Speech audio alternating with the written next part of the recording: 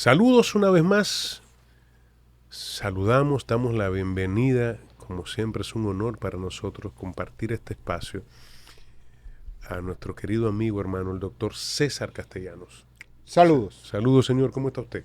Muy bien, gracias. ¿Cómo le va? Estamos bien, tranquilos. Esta tarde lluviosa. Tranquilos, sí. Bastante lluviosa, bastante Decía, acomodadita para dormir. decía un grupo, una banda española llamada La Misma Gente. ¿La misma? Gente, en los años 70, que cuando llueve no es que llueve, es que Dios aprende a llorar. Wow, wow. Y cuando llueve más te quiero, pues cuando llueve tú no estás. ¿Y cuando está, entonces qué? No, eso es parte del asunto. Y después dijo Ok. nuestro Watson Brazovan que la promesa no vale cuando está lloviendo. La promesa. Ok. Esa promesa que te hice no vale No vale. cuando está O sea, lloviendo. que cuando está lloviendo yo soy capaz de pegarte cuerno. No, Eso es lo que él está eso no diciendo. es lo que dice. Claro. No, señor. En No, pocas palabras, sí. no, Usted lo porque traduce como usted quiere. Yo lo estoy traduciendo así. ¿Qué es lo no. que él dice? La promesa que él hizo en ese Es de poema serte era fiel. no recordar esa separación y no volverle a buscar Ah, jamás. ah. Pero si está lloviendo, Te voy a llamar y te voy a buscar. no vale. Te voy a llamar y te voy a buscar. Y si te puedo pegar unos cuernitos, te pego unos cuernitos. Eso no lo dice. Ah, ok. Eso es su mente cochambrosa que está volando Sucia. más allá de Sucia, los una mente sucia. más allá de los confines de la Ok. razón y del poema. Pero dice Serrat también, Ujú. llueve detrás de los cristales, llueve, llueve, sobre los chopos medio deshojados, sobre los palmos tejados, sobre los campos llueve. Te podría contar que está quemándose mi último leño en el hogar, que soy muy pobre hoy, que por una sonrisa doy todo lo que soy, porque estoy solo y tengo miedo. Eso es Serrat. Eso es bellísimo, dijo el poeta Silvio Rodríguez. Algo así Llueve también. otra vez. Hoy quiere saber que puede llover sobre mojado. Y dijo Claudio Cohen, aquí estuvo la lluvia y pregunté Bueno, por ti. pero eso lo dijo toda la vida. Creo que Claudio Anda no pasó pa'l de ahí. carajo. Nuestro amigo Claudio quedó. Claudio le pasó como a Linda Blair ¿Cómo? con el personaje del exorcista, que nunca salió del personaje, no pudo. No pudo. Linda Blair tiene como 80 años y, mira la del exorcista. La gente no sabe, pero mira, es simpático lo que dices, doctor Castellano, porque la gente no sabe que los artistas pegan una canción. Y esa canción es la que te lleva a que se conozcan otras Es su canciones. bandera, es su estandarte. Pero hay una canción que es Sí, por la que te conoce todo el así mundo. es. O sea, Pavel, por ejemplo, para citar un nombre, hasta que él no canta Te di, no No se puede acaba el despedir. concierto. No se acabó el concierto. No se acaba. ¿Entiendes? O sea, Sí, sí, sí. Silvio, si no canta Ojalá, tiene Sí, problemas. sí, o el elegido. O Canción del Elegido. Ujú.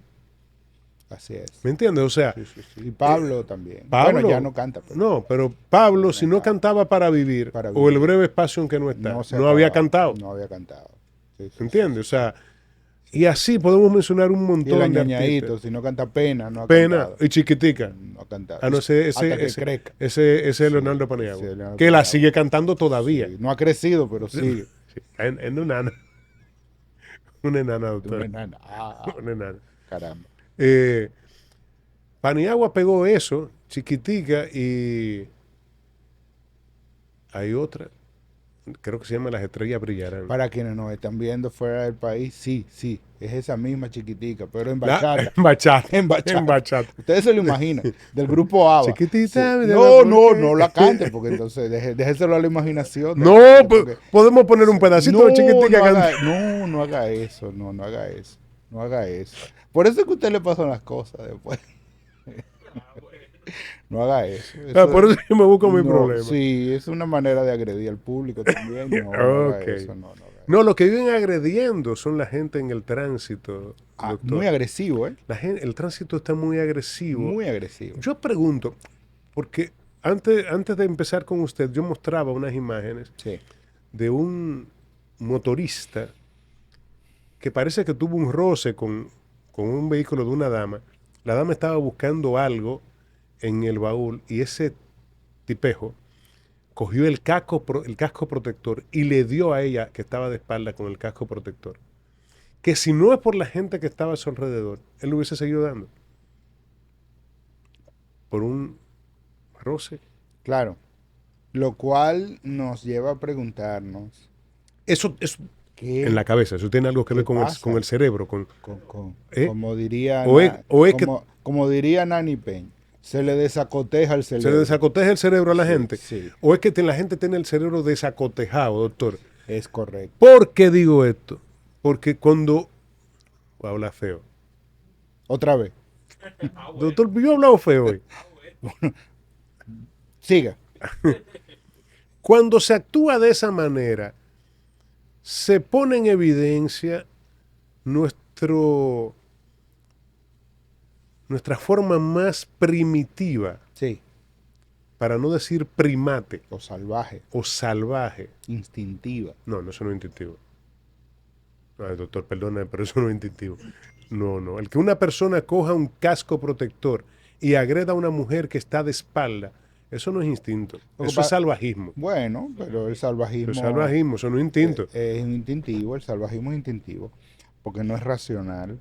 Pero sí, la pregunta central sería si para dar, fíjese que es válida para muchos contextos, para dar una licencia de conducir, para que el Estado avale una licencia de conducir, sea de cualquier tipo, vehículos pesados, vehículos livianos, buses, motocicletas, de cualquier tipo. eh, Así como para otras cosas, ¿no? Como por ejemplo las armas de fuego, las licencias de armas de fuego, etcétera. Para que el Estado, para que un Estado dé aval de que usted está en capacidad de conducir un vehículo, hace falta mucho, pero mucho más que el que usted tenga habilidades como conductor. Porque un vehículo puede convertirse en un arma. Un vehículo puede convertirse en algo que mate a otra persona e incluso mate a quienes van en el vehículo e incluso puede matar al chofer. Un vehículo es un artefacto que ha de manejarse con mucha precaución, con mucho comedimiento y mucho cuidado, mucho autocontrol, que va mucho más allá, como decía, de el tema de las habilidades mínimas del manejo, ¿no? O sea, de saber Pero acelerar, no saber hay que ser una frenar, estrella para saber... manejar. Bueno, no hay que ser una estrella para saber mover un vehículo, Eso. pero para manejar hay que ser un ser humano con mucha integridad. Y cuando digo integridad, Sí. no solo hablo de la integridad en términos morales, sino hablo de la integridad también en términos cognitivos, en términos incluso neurológicos, porque fíjese algo, la República Dominicana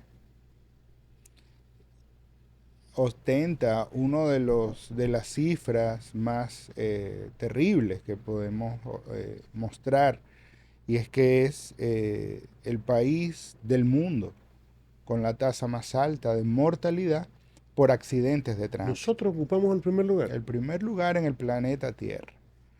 Wow. Es la tasa más Eso habla alta. muy mal de nosotros, doctor. Sí, y Y teniendo en cuenta que es... eso, perdóneme, que le dejo. Ujú, Eso habla entonces de una crisis vial en la República así Dominicana. es. Le llamamos la epidemia desatendida. Es una epidemia que está allí, invisible, que nadie mira, que nadie ve, que las autoridades no toman en cuenta, parece ser. Aunque ha habido esfuerzos, hubo un importante proyecto financiado por el Banco Interamericano de Desarrollo hace unos 10 años, pero ¿qué observamos? Que hace falta integrar nuevas preguntas para poder obtener nuevas respuestas, porque las respuestas que tenemos no están funcionando. No se puede decir que no se está haciendo nada. Hay muchos esfuerzos, pero lo que sí podemos decir es que lo que se está haciendo no está dando resultados. Eso sí podemos decir. Según los registros oficiales, el año pasado, el 2025, tuvimos 6 muertes por día. 6 muertes de 6 tránsito muertes por día. por accidente de tránsito por día. Ajá. Es decir, Una locura. una locura, pero no solamente eso, sino que solo el año pasado tuvimos 100.000 personas lesionadas por accidentes de tránsito. El costo que tiene eso para el sistema de seguridad social es altísimo, porque algunas de estas personas quedan con lesiones permanentes que tenemos que cubrir con los impuestos nuestros.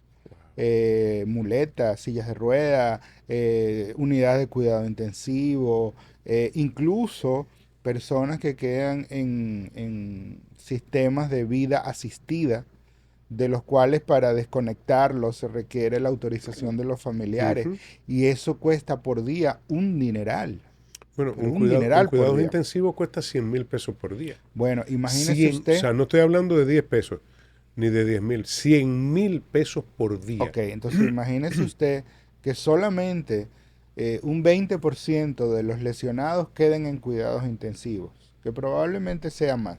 Pero imagínese que solo sea el 20%. Estamos hablando de 20.000 personas por año, por 100.000 pesos diarios. Es un dineral. Eso es una locura. Es un dineral. Entonces, además de eso, casi el 80% de esos accidentes son por motocicletas. O sea, la gran mayoría. Pero la gran mayoría son motocicletas. Y la gran mayoría de las personas lesionadas y fallecidas son hombres. Y hombres jóvenes, entre 20 y 40 años. O sea, la edad Uf, productiva. uf. ¿Mm? Entonces sí, tenemos una epidemia desatendida de seguridad vial La edad más productiva. más productiva. Entonces sí tenemos un problema. Las tasas de mortalidad son muy altas y la más alta está en San José de Ocoa, casi el En San José de 50%. Ocoa. San José de Ocoa, seguido del Distrito Nacional y la provincia de Puerto Plata. O sea que en San José de Ocoa, que es un pueblito, de San José de Ocoa no es grande, Correcto. se mataron 3 en un motor. ¿Ya eso es normal allá? Bueno, ¿Ya eso no sorprende a nadie? solo el año pasado hubo casi 500 Sí. accidentes en San José de Ocoa. Para ser un pueblito tan chiquito, solo el año pasado hubo casi 500 Qué accidentes locura. de ese tipo. ¿Mm? Doctor, ¿y qué tiene que ver el cerebro con la conducción responsable de un vehículo? Tiene mucho que ver, porque lo que hace que una persona funcione o disfuncione, en términos generales, el director de la orquesta es el cerebro, el director de la orquesta del comportamiento humano, de todo lo que la persona piensa, lo que la persona siente y lo que la persona hace, es el cerebro humano. Entonces, hay procesos mentales que permiten percibir, decidir, actuar de manera segura y responsable cuando la gente está conduciendo o no. O no. Por ejemplo, los procesos de atención. La atención, la capacidad de sostener la atención es un proceso gobernado por el cerebro. Si una persona no puede sostener la atención, si no puede mantener el foco de la atención mientras está conduciendo por periodos prolongados, entonces la accidentabilidad aumenta. Claro. Esa persona se distrae mirando hacia el radio, se distrae mirando al celular, pierde o simplemente la capacidad de sostener la atención sobre la vía y los obstáculos de la vía se desaparece, aunque esté viendo, pero no está mirando, no está percibiendo, porque su capacidad atencional sostenida no está funcionando, pero además tenemos también que tener integridad de una función que se llama atención dividida, que es que yo pueda atender simultáneamente a 2 estímulos, sin perder el foco principal del estímulo principal.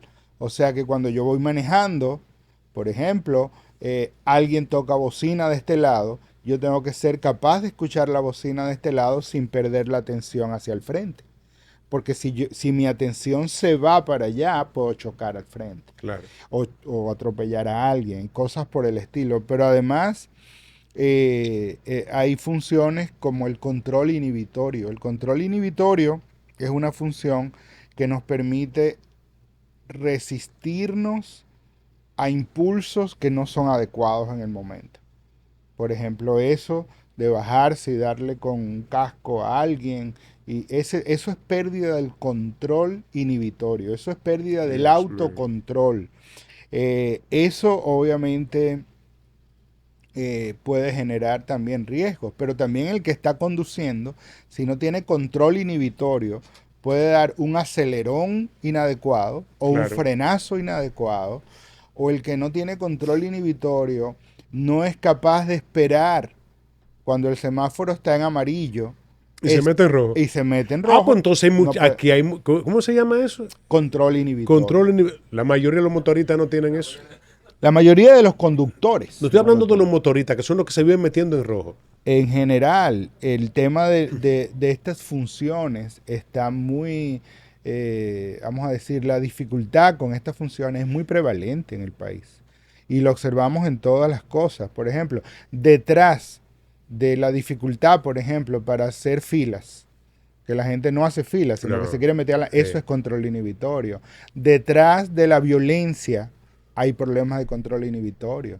Detrás del comportamiento de los niños en las escuelas, que no pueden quedarse tranquilos, eso es falta de control inhibitorio. Y todo eso está asociado no solamente a situaciones que tienen que ver con la malnutrición materna, ¿m? La gestación de ese feto, una madre malnutrida y la falta de lactancia materna. Es por eso. Bueno, no es por eso, pero ese es uno de los factores más Un país de importantes. pasa hambre, doctor. Sí, entonces cuando hay, Pero aquel se ríe. Esto es verdad. Este es sí, un país. cuando La tenemos, cantidad de pobres que tiene este país y de la, gente que vive, perdóneme, doctor, para explicarle a la gente que nos está viendo y a Dixon, la cantidad de gente que vive en la indigencia en este país es alarmante. Alarmante. sí, la malnutrición materna y la malnutrición infantil, porque el cerebro requiere de una serie de nutrientes cuando se está formando en el vientre materno que son claves para que todas estas funciones se den. Pero Yo no sé cómo también he podido sabemos, avanzar un poco, doctor. también sabemos, bueno, eso va respondiendo un poco a la pregunta que usted hacía en el introito del programa, Sí, de cuándo fue que cambiamos, sí. ¿no? O sea, eh, pasamos de ser una sociedad de artesanos, Ujú. donde la gente se comunicaba a través de los patios de las casas, donde los vecinos se reunían para conversar, a ser una ciudad, entre comillas, moderna, llena de centros comerciales, lleno de vehículos de lujo, lleno de avenidas anchas, pero donde ya el peatón no tiene dónde caminar y donde ya la gente no tiene dónde reunirse. ¿Mm? Eso Entonces, es así. la vida colectiva se acabó en favor de la vida individual moderna. ¿Mm? Entonces la comunicación ahora se da por medios digitales.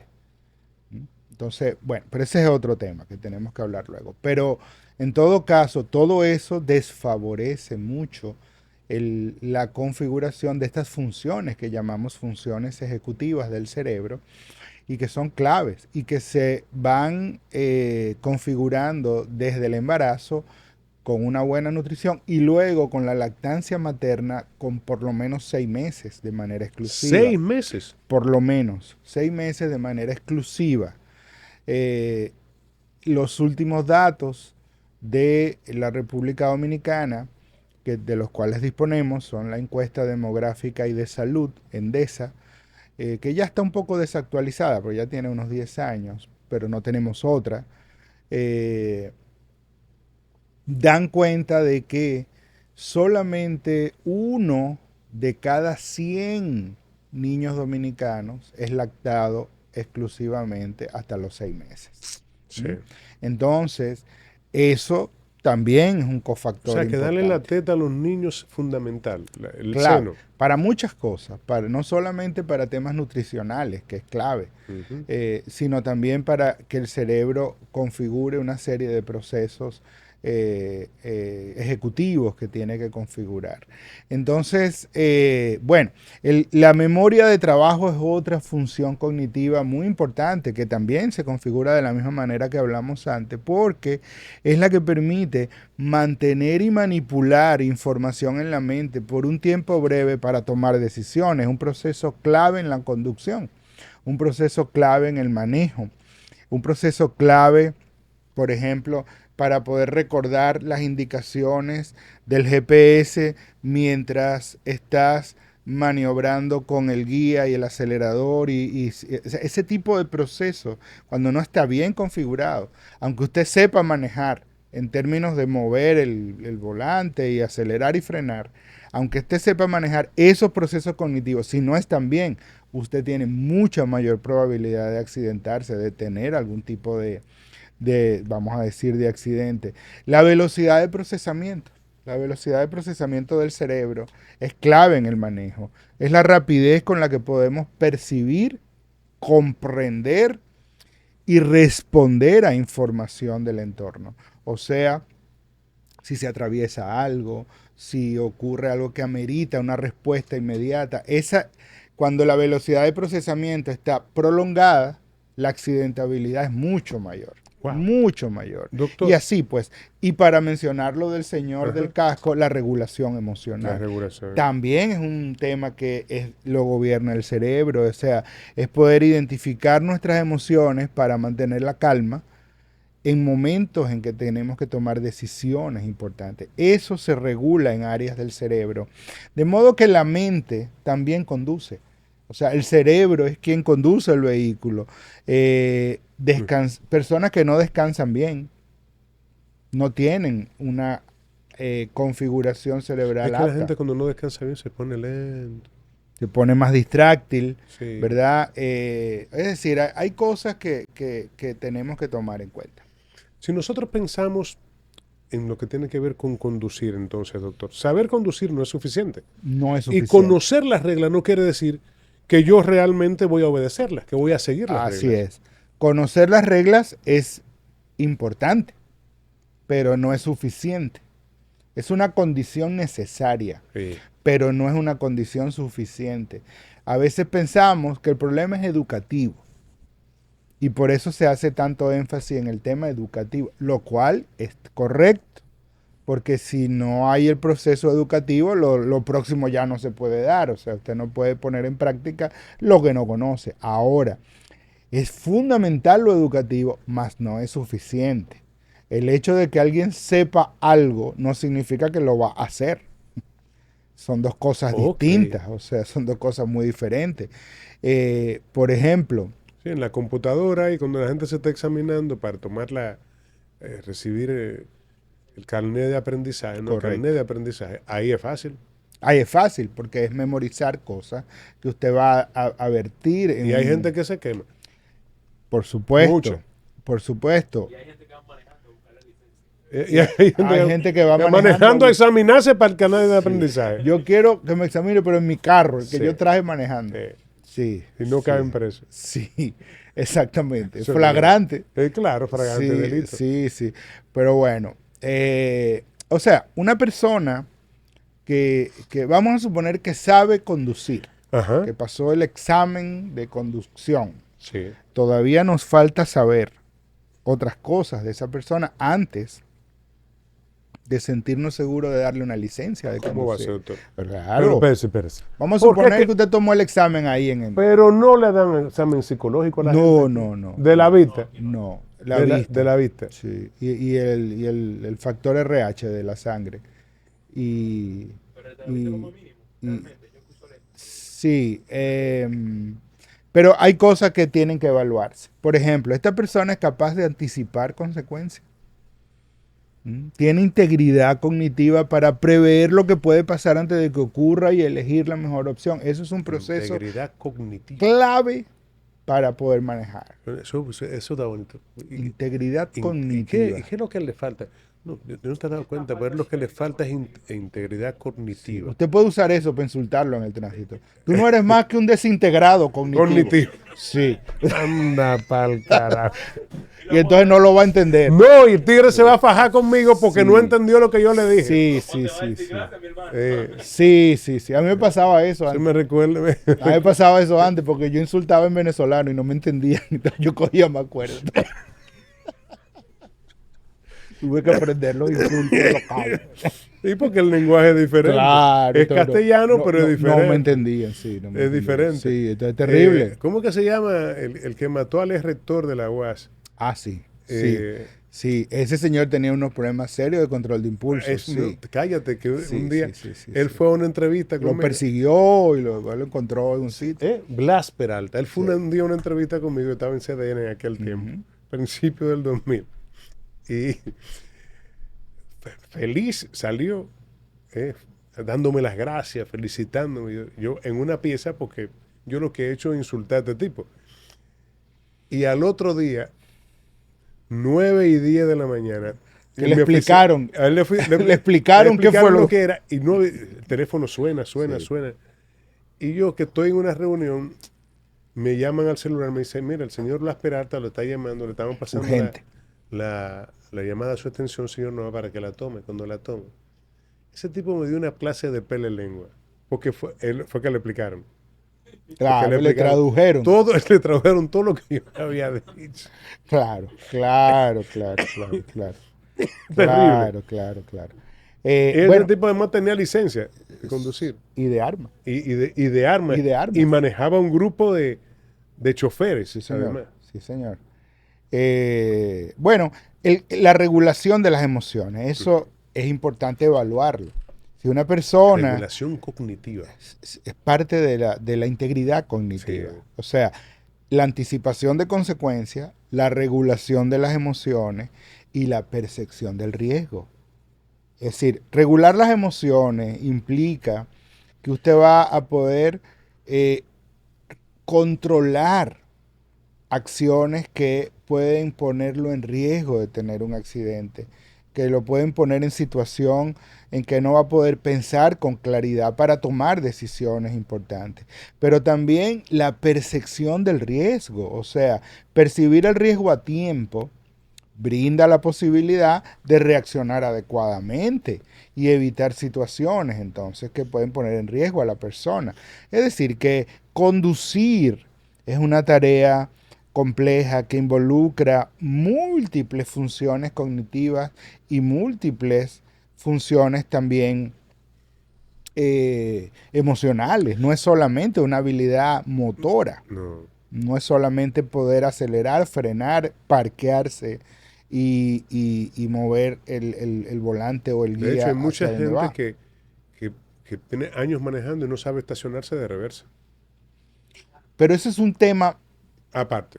Motor, digamos. Eso es lo que usted debe aprender para mover un vehículo. Moverse hacia adelante, parquearse, acelerar, frenar. Esas son las cosas que lamentablemente es lo único que estamos evaluando, ¿no? Pero hace falta que evaluemos la integridad que tiene ese sujeto desde el punto de vista de su funcionamiento cerebral para poder manipular un vehículo, para poder tener en sus manos un vehículo. Cualquier cosa que ocurra. Doctor, hay un término que me ha estado diciendo, entonces yo quiero que usted me diga, una que es ergonomía cognitiva. ¿Qué es eso? ¿Cómo se come? ¿Y qué tiene que ver con esto? Bueno. Si se come la ergonomía cognitiva. No se come, no se come. Dije, yo tenía uno, pero se me murió. Para yo saber. Sí.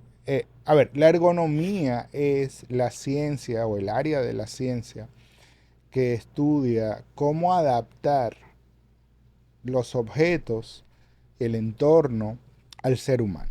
O sea, por ejemplo, la ergonomía estudia cómo diseñar la silla en que usted está sentado para que sea más cómoda para su ergonómica. Cuerpo. Es ergonómica. Okay. La ergonomía estudia cómo hacer las mesas, las camas. Esto ergonómicamente le faltó algo. Ergonómicamente hablando. Sí. Para la espalda, para no recortar la cabeza. Se duerme en el aire. Entonces, ergonómica, sí, pero eso es por la edad, eso es otra cosa. No se ríe, pero es verdad. Sí. Sí. Yo después le cuento cosas fuera del aire sobre Ok, dormirse en público. Es ok. complicado eso. No, no, yo conozco gente que Eh, hace yo eso. también.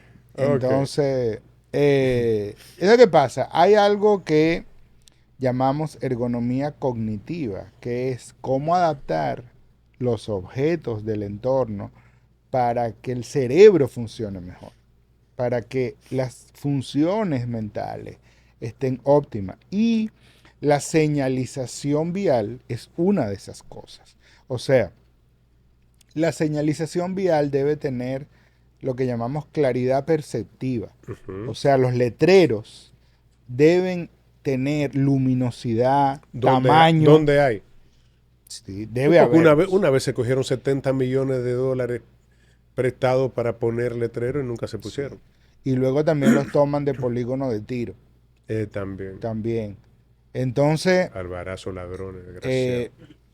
los letreros tienen que tener un tamaño adecuado para el cerebro, un contraste de color, una iluminación, unas características que son las que hacen que la percepción del cerebro sea óptima. Pero también los letreros tienen que tener lo que llamamos anticipación temporal. O sea, deben estar colocados con suficiente anticipación para que el cerebro tome decisiones sobre lo que el letrero está Eso diciendo. no es aquí. Eso no es en este país, doctor. Bueno, yo te Espérese, estoy espérese, diciendo lo espérese. que tenemos que Usted se... mejorar. Ah, ok. O Tenemos que sea, mejorarlo porque eso no es aquí, ¿no? por ejemplo, un letrero que dice curva peligrosa no puede estar cuando empieza la curva. Ok. Tiene que estar un tiempo suficiente, una Sí. distancia suficiente para que el cerebro la procese y entonces pueda prepararse para la curva peligrosa. Ok. O por ejemplo, la ergonomía cognitiva exige que los letreros tengan reducción de ambigüedad. O sea, las señales no pueden ser ambiguas, no pueden ser confusas, deben ser extremadamente claras. Y en un mismo lugar no podemos tener una señal de pare y una señal de no cruce a la izquierda. Ah, pues Porque entonces eso es yo estoy confuso. complicado. Eso es Porque en confuso. este país eso pasa con regularidad. Bueno, deben tener consistencia espacial. O sea, Ergonomía cognitiva para hacer eso no existe en el país. O necesitamos, existe poquita. necesitamos. De hecho, hay un área que se conoce como hay un área de estudio que se conoce como la señalética, que es todo lo que tiene que ver con cómo ajustar las señales, no solamente de tránsito, en el caso de la señalética tiene que ver con cómo, por ejemplo, personas con visión reducida pueden identificar una salida, o en la estación del metro, cómo puede identificar cuál es la estación, si tiene visión reducida o movilidad reducida, hay una serie de cosas, pero en el caso de las señales viales, también tenemos que hablar de la consistencia espacial, o sea, estandarizar los letreros, el lugar La tiene que estar ubicación. dentro del campo visual para que la persona tenga realmente facilidad de De verla. que usted no vio el letrero, pero ¿quién lo Igualmente, vio? igualmente, hay lo que se llama el control de la carga visual. Donde están los letreros de tránsito, no debe haber competencia visual con publicidad. ¿Ve? O sea, no puede haber esa Perdón, competencia. perdón. Eso.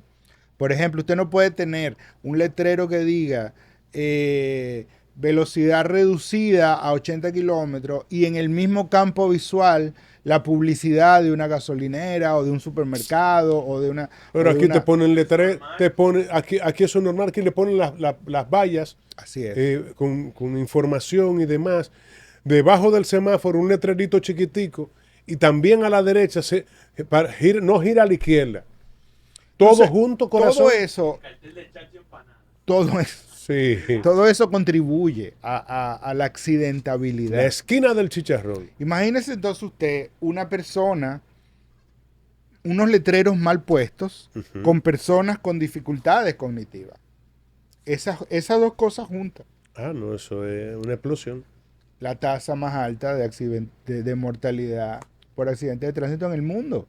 Tenemos muchos problemas de ese tipo y no porque la gente no sepa manejar, sino porque no tiene integridad Cognitiva. cognitiva. Doctor, dos preguntas en una. Para que usted vea que por integridad cognitiva. Perdón, porque esa misma gente usted la pone a manejar en otro lugar y maneja mejor. Claro, ¿Ve? claro. Ajá. Porque saben que hay consecuencias Ya ahí serias. vamos. Esa es una de las cosas Doctor, que tenemos que mencionar.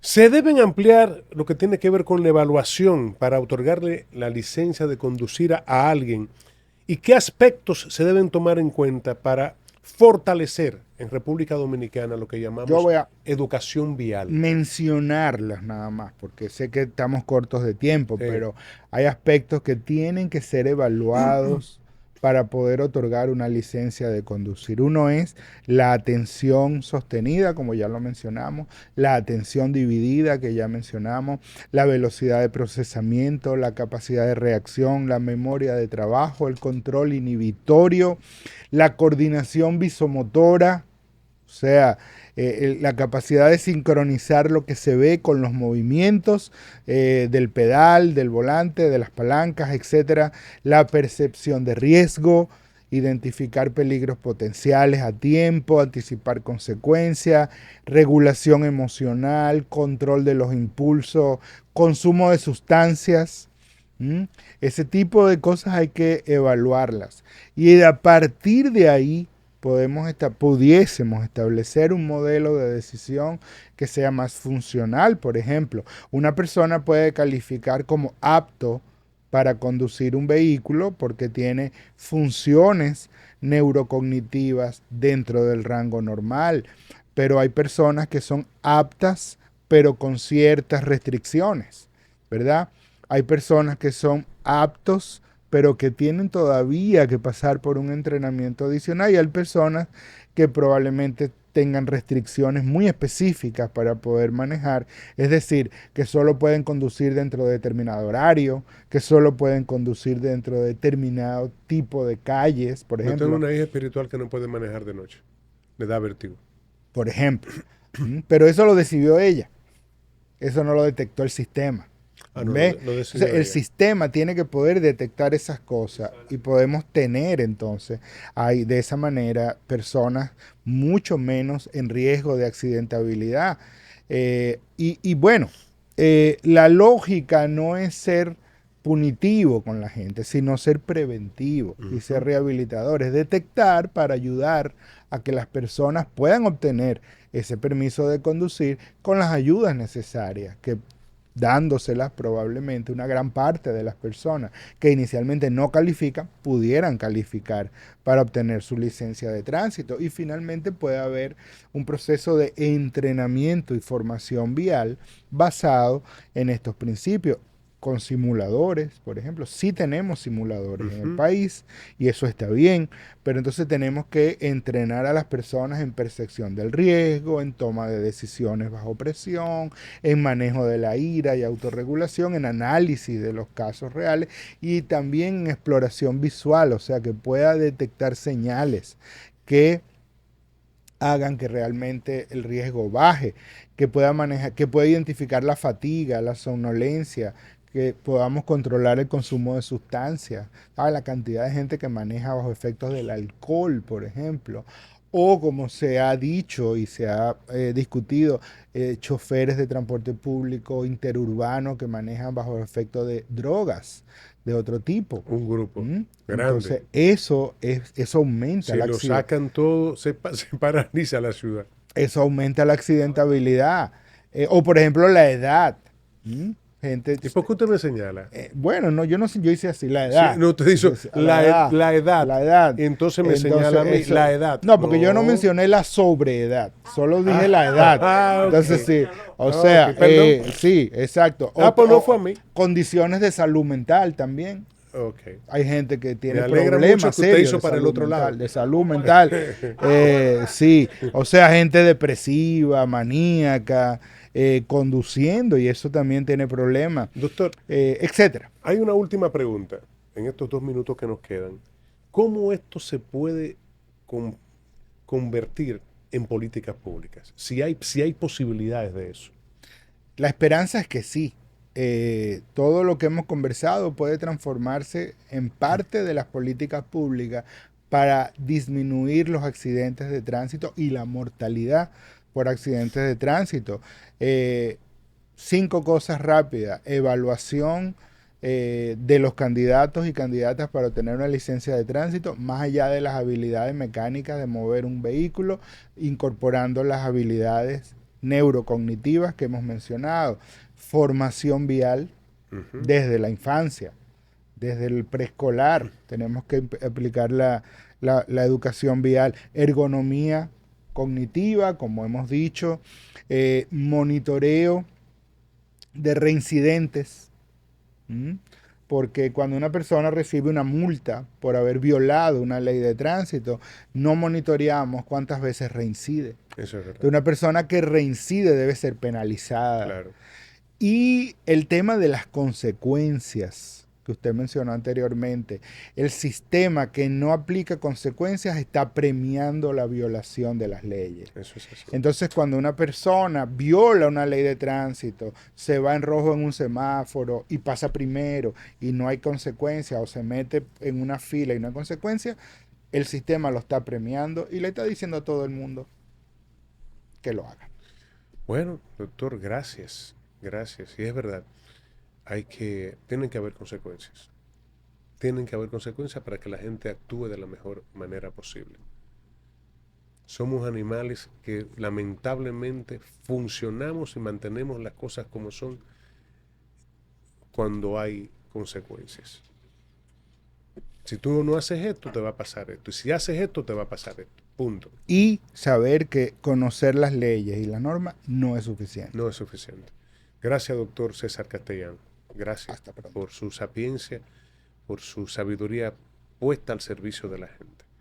Gracias, Dixon. Gracias a usted que ha estado con nosotros. Buen resto de día. Hasta la próxima.